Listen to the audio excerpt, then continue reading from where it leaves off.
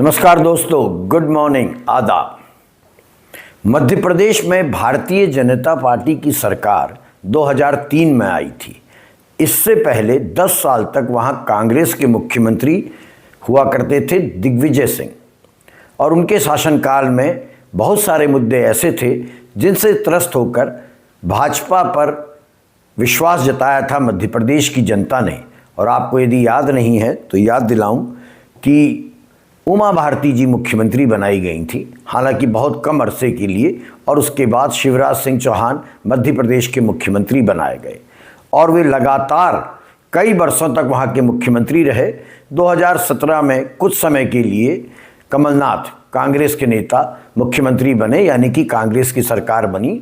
और उसके बाद जैसा कि भारतीय लोकतंत्र में देखने के लिए हम अभिशप्त हैं, विधायकों का खेला हुआ, अदला बदली हुई और दोबारा से बीजेपी पावर में आ गई। और आज भारतीय जनता पार्टी पूरी मजबूती के साथ मध्य प्रदेश में सत्ता में है। शिवराज सिंह जी को बेदखल कर दिया गया है एक तरीके से, और उनको केंद्र में मंत्री बनाया गया है। उनकी जगह यादव जी मध्य प्रदेश के मंत्री हैं। वहाँ पर एक शख्स हैं मध्य प्रदेश भाजपा में सरकार में मंत्री हैं, जिनका नाम है कैलाश विजयवर्गीय। अपनी बददिमागी के लिए वो जाने जाते हैं। मुख्यमंत्री बनने की कतार में वो बरसों से खड़े रहे। शिवराज सिंह के शासनकाल में भी हमेशा ये चर्चा उठती थी कि अब शिवराज सिंह को बाहर कर दिया जाएगा और कैलाश विजयवर्गीय मुख्यमंत्री बन जाएंगे, लेकिन ऐसा हुआ नहीं। और कैलाश विजयवर्गीय संभवतः इस पीड़ा को भुला नहीं पा रहे हैं। उनकी भाषा कई बार असंयमित, अमर्यादित हो जाती है, और इस बार तो उन्होंने हद ही कर दी।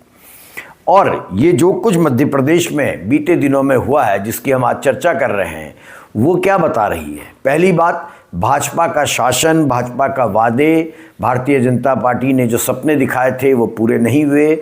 यहाँ तक कि पेयजल तक मध्य प्रदेश की जनता को उपलब्ध नहीं है, स्वच्छ पेयजल। नेता बदजुबान हो गए हैं और सत्ता की जवाबदेही न्यूनतम स्तर पर आ गई है। तो चलिए चर्चा करते हैं इस विषय पर। इंदौर के भागीरथीपुरा क्षेत्र में, इंदौर एक बहुत ही बड़ा शहर है, प्रतिष्ठित शहर है मध्य प्रदेश का। उसका भागीरथीपुरा इलाका दूषित और सीवर मिश्रित, सोचिए, सीवर मिश्रित पानी के संकट को झेल रहा है। और इस पानी को पीने से फैली बीमारी और मौतों ने मध्य प्रदेश की राजनीति को इन दिनों झकझोर कर रख दिया है। हालांकि ये थोड़े दिन का है, फिर जनता फिर भूल जाएगी। और जैसा कि हमारे उत्तराखंड के एक लोकप्रिय सांसद अजय भट्ट जी ने, जो नैनीताल से सांसद हैं और मोदी जी की पिछली सरकार में पर्यटन एवं रक्षा राज्य मंत्री रह चुके हैं, उन्होंने उपाय भी बता दिया है कि हर चीज़ पर जय जय श्री राम कहिए, सब कुछ सही हो जाएगा। तो जनता भी फिर भूल जाएगी। फिलहाल इस समय मध्य प्रदेश की राजनीति हिली हुई है। कारण है उल्टी, दस्त, पेट दर्द, डिहाइड्रेशन और किडनी फेलियर के मामले जो इस इलाके में देखने को आए हैं, जिसके चलते सैकड़ों लोग अस्पतालों में पहुंचे हैं और कई मौतों के दावे सामने आ चुके हैं। और ये संकट जो मध्य प्रदेश सरकार के सामने, मध्य प्रदेश की जनता के सामने है, ये उस वक्त और गंभीर हो जाता है जब इसी मुद्दे पर सवाल पूछने पहुंचे पत्रकारों के साथ मध्य प्रदेश के मंत्री कैलाश विजयवर्गीय अभद्र व्यवहार करते हैं। आपको पता है, सबने देखा होगा कि एनडीटीवी के एक संवाददाता है अनुराग द्वारी, उन्होंने 2-3 दिन पहले माननीय मंत्री जी से सवाल पूछा प्रदूषित पानी से होने वाली मौतों और प्रशासनिक जवाबदेही को लेकर। तो मंत्री जी ने सार्वजनिक रूप से अभद्र भाषा का प्रयोग किया। मंत्री जी सवाल सुनकर बौखला गए। उन्होंने सवालों को फोकट के सवाल कह के टालने का प्रयास किया। जब अनुराग द्वारी ने प्रोटेस्ट किया और मंत्री जी से जानना चाहा कि आप जवाब क्यों नहीं दे रहे हैं, तो मंत्री जी का शब्द थे, अद्भुत शब्द थे, क्या घंटा हो गया है। यानी कि जो मौतें हुई हैं वो क्या है, घंटा शब्द का उन्होंने इस्तेमाल किया, क्या घंटा हो गया है। और उसके बाद वो आगे बढ़ गए। इस बात का बवाल मचा तो आज तक के संवाददाता मंत्री जी से टकरा गए। उन्होंने आज तक के संवाददाता पूछते रहे, प्रयास करते रहे, उन्होंने जवाब तक देना उचित नहीं समझा। बहुत सारे लोगों को अभी तक जो रिफंड की बात कही गई थी वो भी नहीं मिला कैलाश जी, और पीने के पानी की ठीक से व्यवस्था छोड़ो यार, तुम फोकट प्रश्न मत पूछो नहीं, यार। फोकट नहीं, ये तो मैं तो वहाँ होकर आया हूँ। क्या क्या क्या घंटा हो गया है, तुम बात कैलाश जी बात ठीक से कीजिए, नहीं शब्दों का चयन ठीक रखिए। कैलाश जी आप ढंग से बात नहीं कर रहे हैं, नहीं आप, ये क्या शब्द होता है कि घंटा घंटा क्या शब्द होता है आप, मैं तो जाऊंगा, लहजा इनको सुधारने कहिए। इतने सीनियर मंत्री घंटा घंटा क्या बोलते रहते हैं, बात करने की तमीज नहीं है। हाँ और क्या, तुम मत किया करो, ठीक है? तो क्या घंटा बोलेंगे? सवाल कर रहे हैं ना हम, वो जवाब दे रहे हैं, आपको क्या हो रहा है? वो हमारे लीडर है। तो घंटा बोलेंगे मुझे? वो हमारे लीडर तो क्या करेंगे? हमारे 10 लोग मर गए, हम पूछे नहीं सवाल? कुछ भी बोलोगे कि हमारे क्या लीडर पूछा है? बोले हमने गाली दी है क्या? जाओ अपना काम करो।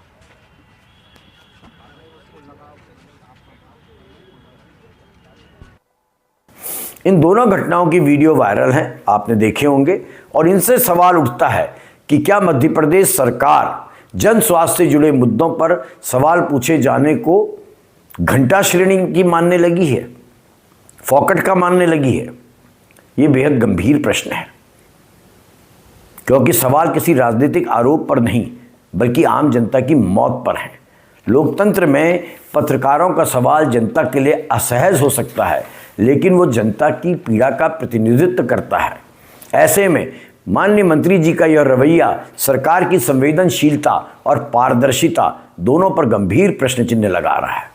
और आपको बता दूं, कैलाश विजयवर्गीय का व्यवहार अचानक नहीं है, ये उनके सार्वजनिक जीवन से जुड़ा हुआ पैटर्न है।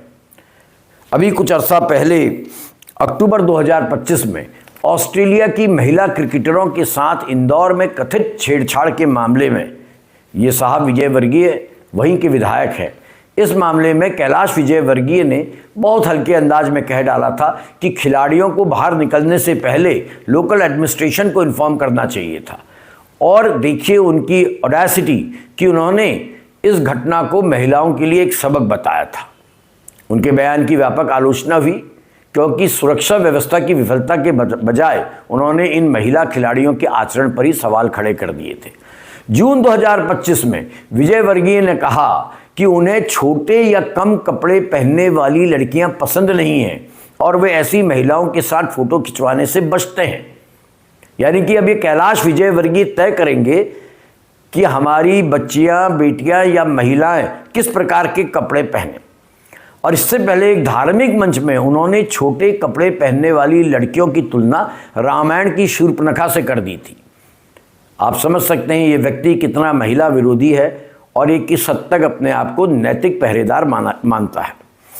नवभारत टाइम्स और एबीपी न्यूज़ ने अभी इनके विवादित बयानों की एक सूची प्रकाशित की है। ऑनलाइन जाइए और पढ़िए तो आपको पता चलेगा ये कितने कमाल के व्यक्ति हैं। मुख्यमंत्री ना बन पाने का दंश इनको किस हद तक कचोट रहा है। इन्होंने ताजमहल को मंदिर बता डाला है और डेफिनेटली उद्देश्य है धार्मिक ध्रुवीकरण किया जाए। इन्होंने सामूहिक समूहों पर तंज कसा है और यौन अपराधों पर आपत्तिजनक उपमाएं दी हैं। हर आलोचना के बाद ये सफाई देते हैं, लेकिन भाषा और सोच का पैटर्न वही है। आज का इंडियन एक्सप्रेस देखिए।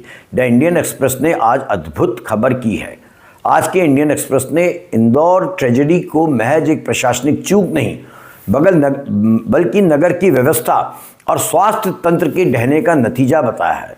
अखबार की हेडलाइन है, behind Indore that's civic collapse, health system struggling with deluge of patients. Report के मुताबिक दूषित पानी की सप्लाई से पहले ही भागीरथपुरा इलाके में बदबूदार पानी की शिकायतें सामने आने लगी थीं, लेकिन ना तो समय रहते जलापूर्ति रोकी गई, ना ही कोई ऑल्टरनेट व्यवस्था की गई।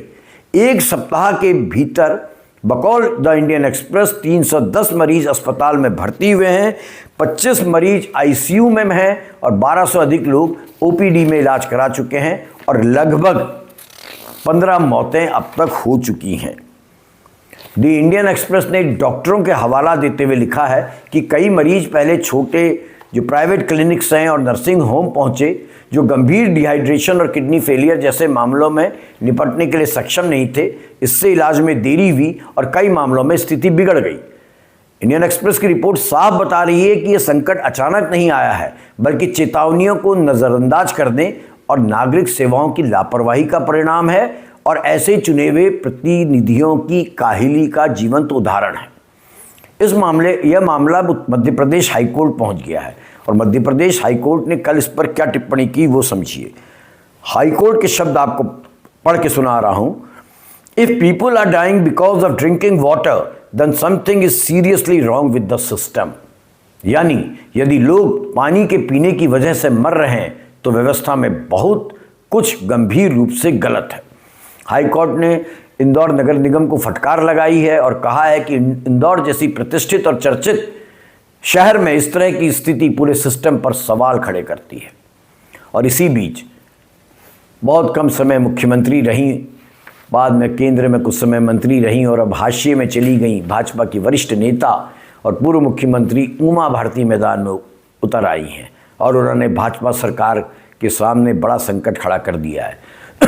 उमा जी इन दिनों कैटरेक्ट का आँख का ऑपरेशन कराकर अस्वस्थ हैं। उन्होंने कहा है कि वो अभी मीडिया से बात नहीं कर सकती हैं, लेकिन उन्होंने अपना बयान जारी करके कहा है कि इंदौर की इस घटना में सिर्फ मेयर नहीं बल्कि पूरी मध्य प्रदेश सरकार अपराध के कटघरे में है। उन्होंने इसे यादव सरकार के लिए शर्म और कलंक करार दिया है। उमा जी ने सरकार द्वारा घोषित मुआवजे पर भी सवाल उठाते हुए कहा है कि क्या जिंदगी की कीमत 2 लाख रुपये होती है और ऐसे मामलों में सरकार को बकौल उमा जी माफ़ी मांगनी चाहिए। यह आलोचना बेहद अहम है क्योंकि यह विपक्ष नहीं कर रहा है बल्कि भाजपा के भीतर से उठी है। कांग्रेस के पूर्व नेता और लोकसभा में नेता प्रतिपक्ष राहुल गांधी ने भी इंदौर की मौतों को लेकर भाजपा सरकार पर तीखा प्रहार करा है। उन्होंने कहा है कि इंदौर में पानी नहीं जहर बांटा गया और प्रशासन कुंभकर्णी नींद में सोया रहा। राहुल ने सवाल उठाया है कि जब लोगों ने बार बार गंदे और बदबूदार पानी की शिकायत की तो समय रहते सप्लाई क्यों नहीं रोकी गई, सीवर पीने के पानी में कैसे मिला और जिम्मेदार अधिकारियों पर कार्रवाई कब होगी। ये सवाल अनआंसर्ड हैं, अनुत्तरित हैं। उन्होंने इसे जीवन के अधिकार की हत्या बताते हुए इसके लिए भाजपा के डबल इंजन की सरकार को जिम्मेदार ठहराया है। दरअसल है क्या, समझिए। मध्य प्रदेश में 2003 के बाद से अधिकांश समय भाजपा की सरकार रही है। इतने लंबे शासन के बावजूद यदि बड़े शहर में लोग दूषित पानी पीकर मर रहे हैं तो गांवों की स्थिति क्या होगी, छोटे शहरों की स्थिति क्या होगी। और ये कोई टेक्निकल फॉल्ट नहीं है बल्कि पूरी व्यवस्था की विफलता का संकेत है। व्यापक घोटाले को याद कीजिए जिससे पूरी मध्य प्रदेश सरकार हिल गई थी। हालांकि अंतिम नतीजा कुछ नहीं आया, जनता भूल गई व्यापक घोटाले को। लेकिन अब पेयजल संकट ने भारतीय जनता पार्टी की सरकार के सुशासन के दावों को कटघरे में खड़ा कर नंगा कर दिया है। कुल मिलाकर इंदौर का दूषित पानी प्रकरण अब केवल एक नगर निगम या एक विभाग की चूक नहीं कही जा सकती है। इसके साथ जुड़ता है बददिमाग मंत्री कैलाश विजयवर्गीय की भाषा, उनके पुराने बयान, सिस्टम के ध्वस्त होने पर इंडियन एक्सप्रेस की रिपोर्ट, हाईकोर्ट की सख्त टिप्पणी, उमा भारती की अपनी ही सरकार को फटकार और विपक्ष के नेताओं के राजनीतिक हमले, ये सब मिलाकर केवल एक सवाल खड़ा कर रहे हैं, क्या सत्ता ने जवाबदेही छोड़ दी है?